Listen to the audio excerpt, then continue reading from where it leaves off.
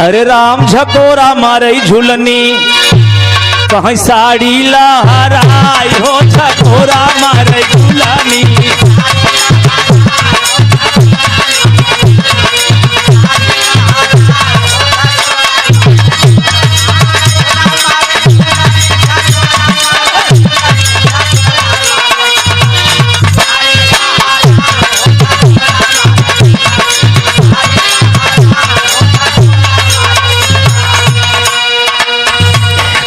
Enjoy करिए, लाइक करिए, share करिए और चैनल को सब्सक्राइब करिए।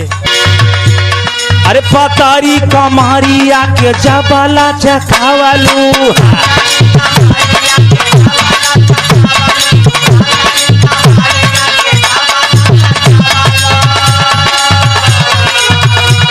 अरे तीरा छीना जारिया से घायाला बनावालू। अरे जान मारे गोरी तोरा बूटेदार घगड़िया।